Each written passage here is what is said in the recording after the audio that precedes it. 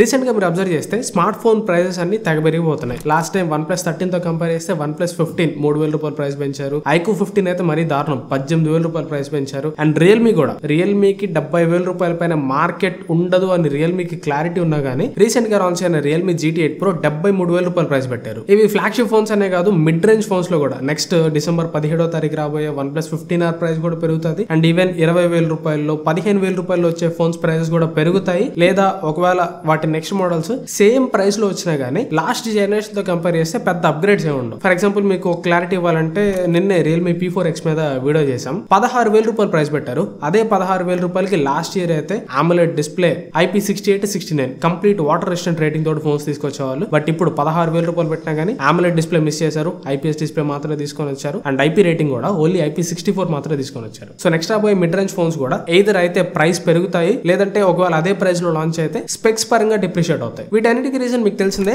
RAM and storage spare parts prices and manufacturing prices increase అవటం. కాకపోతే దీనికి main reason ఎవరు, మెయిన్ కల్ప్రిట్ ఎవరు? సరే ఓకే, స్పేర్ పార్ట్స్ కాస్ట్ పెరిగిపోయినాయి అనుకుందాం. మరి చైనాలో ఎందుకు ప్రైజెస్ ఇంక్రీజ్ కావట్లేదు? చైనాలో OnePlus 15, iQOO 15, Realme GT8 Pro ఇవన్నీ మన ఇండియన్ కరెన్సీలో కన్వర్ట్ చేసుకుంటే దగ్గర 50,000 రూపాయల ప్రైస్ మాత్రమే పెట్టారు. మరి ఇండియాలో ప్రైజెస్ పెరుగుతున్నప్పుడు చైనాలో ఎందుకు ప్రైజెస్ పెరగట్లేదు? ఏంటి దీని వెనకాల ఉన్న రియల్ రీజన్స్? వీటన్నిటి గురించి ఈ రోజు వీడియోలో మనం మాట్లాడుకుందాం. First, DRAM and storage cost పెరిగిపోవడానికి primary reason and main culprit వచ్చరికి AI. రీసెంట్ గా మనకు తెలిసిందే, ఒక సంవత్సరం నుంచి AI భూమి అయితే చాలా నడుస్తుంది. మన స్మార్ట్ ఫోన్స్ లో AI ఫీచర్స్ చాలా పెంచుతున్నారు. అండ్ ChatGPT గానీ, గూగుల్ జెమినై గానీ, పర్ప్లెక్సిటీ గానీ ఇలా చాలా AIs పుట్టుకొచ్చినాయి. ఇవన్నీ మనకి ఫ్రీగానే లభిస్తున్నాయి. ఇప్పుడు నాకు స్టూడెంట్ ఆఫర్ మీద దాదాపు 20,000 రూపాయలు వర్త్ అయిన జెమినై ప్రో AI సబ్స్క్రిప్షన్ ఫ్రీగానే వచ్చింది, జీరో కాస్ట్. అండ్ ChatGPT గానీ, పర్ప్లెక్సిటీ గానీ రీఛార్జ్ ప్లాన్స్ మీద ఎయిర్టెల్ రీఛార్జ్ చేస్తే, జియో రీఛార్జ్ చేస్తే AI ని ఫ్రీగా ఇస్తున్నారు. సో జనాల్లో గానీ, బ్రాండ్స్ లో గానీ AI వాడకం చాలా పెరిగింది. జనాలు అయితే AI ని విచ్చలవిడిగా యూస్ చేస్తున్నారు, ఎందుకంటే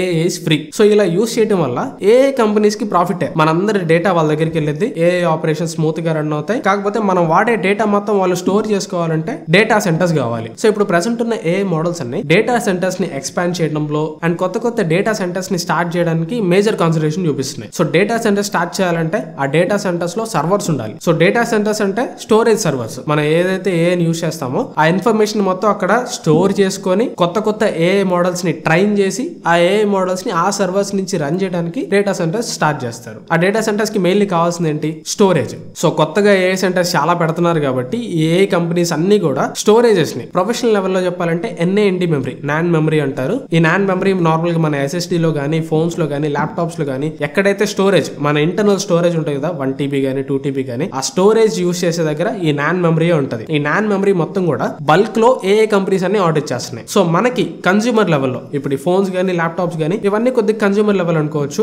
ఈ AI డేటా సెంటర్స్ ఇవన్నీ మనం కొద్దిగా కార్పొరేట్ లెవెల్ అనుకోవచ్చు. సో కార్పొరేట్ లెవెల్లో AI డేటా సెంటర్స్ నుంచి ఈ NAND స్టోరేజెస్ అనేవి బల్క్ లో ఆర్డర్స్ వస్తున్నాయి. కాబట్టి ఈ స్టోరేజ్ మ్యానుఫ్యాక్చర్స్ అందరూ కూడా ఈ బల్క్ లో వచ్చే ఆర్డర్స్ కి ఎక్కువ ప్రయారిటైజ్ చేస్తున్నారు, కన్స్యూమర్ మ్యానుఫ్యాక్చరింగ్ మీద ఎక్కువ ఫోకస్ చేయట్లేదు. దీని కారణంగా 2025 థర్డ్ క్వార్టర్ లో అంటే జూలై, ఆగస్ట్, సెప్టెంబర్ ఈ 3 నెలల్లో ఈ NAND మెమరీ ప్రైజెస్ అనేవి 50-20% వరకు హైక్ అయ్యాయి. మీకు రియల్ లైఫ్ ఎగ్జాంపుల్ చెప్పాలంటే ఈ సామ్సంగ్ 1 TB SSD ని నేను 2023 బిగ్ బిలియన్ డే సేల్స్ లో ఆఫర్స్ అన్ని కలుపుకొని 7,700 రూపాయలకు కొన్నాను. ఆఫర్స్ లేకుండా అయితే 8,500, 9,000 అప్పుడు వచ్చేది. ఇప్పుడు దీని ప్రెసెంట్ ప్రైస్ ఎంత ఉందో తెలుసా? 14,000 రూపాయలు ఉంది. అండ్ ఇక్కడ మీరు ప్రైస్ కంపారిజన్ కూడా చూడొచ్చు. అక్టోబర్ స్టార్టింగ్ లో 10,400 రూపాయలు ఉంది. అప్పుడు సేల్ జరుగుతుంది కాబట్టి మనకి కొద్దిగా ఇక్కడ తక్కువ ప్రైస్ కి వచ్చాయి. సేల్ అయిపోయి అక్టోబర్ మంత్ ఎండ్ కలగానే 11,999 12,000 రూపాయలు. ఇప్పుడు మనకి నవంబర్ ఎండ్ కల్లా 14,000 రూపాయలు చేశారు. విత్ ఇన్ 2 మంత్స్ దాదాపు 4,000 రూపాయలు దీని ప్రైస్ పెంచారు. ఇది జస్ట్ 1 TB SSD మాత్రమే. 1 TB SSD ప్రైజే 2 నెలల్లో 4,000 రూపాయలు పెంచారంటే ఇలాంటి కొన్ని వేల టీబీలు, ఎగ్జాబైట్ల కొద్ది, జెటాబైట్ల కొద్ది స్టోరేజెస్ AI మోడల్స్ బల్క్ లో ఆర్డర్ ఇచ్చుకుంటున్నాయి. కాబట్టి ఈ స్టోరేజ్ మ్యానుఫ్యాక్చరర్స్ అందరూ కూడా AI కి బల్క్ లో ఆర్డర్స్ ఇస్తున్నారు కానీ కన్స్యూమర్ లెవెల్లో స్మార్ట్ ఫోన్స్ లో, ల్యాప్టాప్స్ లో ఆర్డర్స్ ఇవ్వట్లేదు. ఇది reason number 1. Next, DRAM prices. Normal గా ఇంతకు ముందు మనకి LPDDR ర్యామ్స్ ఉంటాయి కదా, ఈ ర్యామ్స్ జస్ట్ మొబైల్స్ లో మాత్రమే వాడేవాళ్ళు. బట్ ఇప్పుడు ఏ మాడ్యూల్ లో చూసుకున్నా ర్యామ్ కావాలి. ఇప్పుడు స్మార్ట్ ఫోన్స్ లో కాకుండా మన VR హెడ్సెట్స్ లో గానీ, గేమింగ్ కన్సోల్స్ లో గానీ, ఈ ఆటో డ్రైవింగ్ కార్స్ లో గానీ వీటన్నిటిలో ఇప్పుడు ర్యామ్ అవసరం పడింది. అండ్ దీంతో పాటు AI కి కూడా ర్యామ్ అవసరం. ఇప్పుడు ఇంతమంది ఇన్ని లక్షల కోట్ల మంది డేటాని అది ప్రాసెస్ చేయాలంటే AI మాడ్యూల్స్ కూడా ర్యామ్ అవసరం అవుతుంది. ఇప్పుడు మనం ఈ చిన్న ఫోన్ లోనే మినిమం 8 GB ర్యామ్ ఉంటే గానీ AI ని మనం ప్రాపర్ గా యూజ్ చేయలేం. అలాంటిది కొన్ని లక్షల మంది డేటాని ఆపరేట్ చేసే AI మాడ్యూల్స్ కి ఎంత ర్యామ్ కావాలో ఒకసారి ఊహించుకోండి. అలా DRAM ఆర్డర్స్ కూడా AI కంపెనీస్ బల్క్ లో ఆర్డర్స్ ఇస్తున్నారు. కన్స్యూమర్ లెవెల్లో మ్యానుఫ్యాక్చరింగ్ తగ్గిపోయింది. ఇక్కడ కన్స్యూమర్ లెవెల్లో మొబైల్ మొబైల్ మ్యానుఫ్యాక్చరర్ కి షార్టేజ్ ఏర్పడింది. అండ్ దీంతో పాటు ఏఐకి ఫాస్ట్ ప్రాసెసింగ్ కోసం హై బ్యాండ్ విత్ మెమరీ అనేది కావాలి, హెచ్బిఎం అంటాం. సో ఇప్పుడు ఈ ర్యామ్ మేనేజ్మెంట్ కంపెనీస్ అన్ని కూడా హెచ్బిఎం హై బ్యాండ్ విత్ మెమరీ తోటి ఎక్కువ ప్రాఫిట్స్ చేసుకోవచ్చు కాబట్టి అందరూ కూడా వాళ్ళ దగ్గర ఉన్న రిసోర్సెస్ ని హెచ్బిఎం మ్యానుఫ్యాక్చరింగ్ మీద పెడుతున్నారు. మనకి స్మార్ట్ ఫోన్ లెవెల్లో హెచ్బిఎం అవసరం, హై బ్యాండ్ విత్ మెమరీ అవసరం,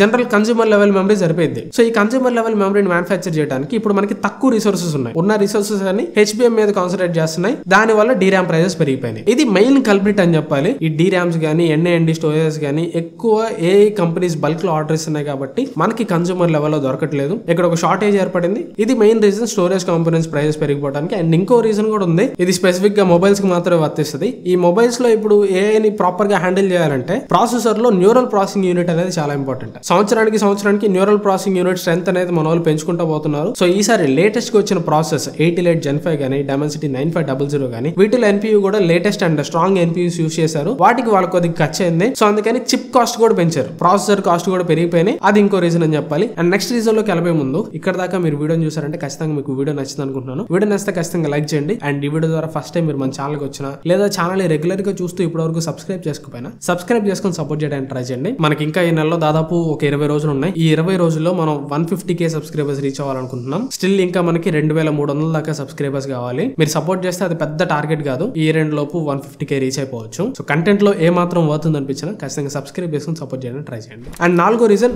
రూపీ వాల్యూ డాలర్ కి అగెనెస్ట్ గా డిప్రిషియేట్ కావడం. ఇప్పుడు ఈ సంవత్సరంలో దాదాపు రూపీ వాల్యూ డాలర్ కి అగెనెస్ట్ గా ఒక 5% వరకు తగ్గింది. ఇప్పుడు మనకి ఇంటర్నేషనల్ లెవెల్లో జరిగే ప్రతి ట్రేడ్ కూడా డాలర్ తోనే జరుగుతుంది. డాలర్ కి అగెనెస్ట్ గా మన రూపీ వాల్యూ డిప్రిషియేట్ అయిపోయింది కాబట్టి అది ఇండియాకి ఇంకొక స్పెసిఫిక్ బర్డన్ అని చెప్పాలి. ఇప్పుడు ఫర్ ఎగ్జాంపుల్ ఈ స్పేర్ పార్ట్స్ కాస్ట్ అన్ని 20% వరకు హైక్ అయినాయి అనుకుందాం ఇంటర్నేషనల్ మార్కెట్స్ లో. మనకి ఇండియాలో రూపీ వాల్యూ ఇంకో 5% తగ్గింది. సో 20 + 5 టోటల్ గా 25% వరకు మనకి ఎక్స్ట్రా కాస్ట్ పడుతున్నట్టు. దానికి తోడు మళ్ళీ మనకి ఇండియాలో import duties, GSTs, retailer margins ఇవి ఇంకా ఎక్స్ట్రా. సో ఎందుకని ఇండియాలో మనం చాలా ప్రైస్ డిఫరెన్షియేషన్ చూస్తున్నాం. మరి ఇది చైనాలో ఎందుకు కావట్లేదు? Why not China? ఓన్లీ ఇండియాలోనే ఎందుకు జరుగుతుంది? మీరు ఒకటి గుర్తుపెట్టుకోవాలి, చైనా మ్యానుఫ్యాక్చరింగ్ హబ్ అనమాట. చైనాలో లోకల్ మ్యానుఫ్యాక్చరర్స్ గానీ మనకి వీధిలోకి వెళ్తే ఇప్పుడు చెన్నైలో రిచీ స్ట్రీట్ అంటారు. ఆ రిచీ స్ట్రీట్ లో చిన్న చిన్న ఎలక్ట్రానిక్ సామాన్లన్నీ ఫస్ట్ కాపీలు దొరుకుతూ ఉంటాయి. అలా ఫస్ట్ కాపీలు కాదు, ఒరిజినల్ కాపీలే స్ట్రీట్ లో పెట్టి చైనాలో అమ్ముతూ ఉంటారు. సో ఎంటైర్ సప్లై చైన్ అనేది చైనాలోనే ఉంది. చైనాలోనే బల్క్ ఆఫ్ ది మ్యానుఫ్యాక్చరర్స్ అందరూ ఉన్నారు. ఇప్పుడు కొంతమంది తైవాన్ కి అటు ఇటు షిఫ్ట్ అయ్యారు. కానీ మినిమం 60% ఆఫ్ ది మ్యానుఫ్యాక్చరింగ్ అంతా కూడా చైనాలోనే ఉంది. సో వాళ్ళకి ఎక్స్ట్రా ఇంపోర్ట్ డ్యూటీస్ కానీ ఇలాంటి ఎక్స్ట్రా చార్జెస్ అన్ని ఏమి ఉండవు. వాళ్ళకి మ్యానుఫ్యాక్చరింగ్ అంతా అక్కడ అవైలబుల్ గా ఉంటుంది. అండ్ ఇంకోటి, చైనా మార్కెట్ గురించి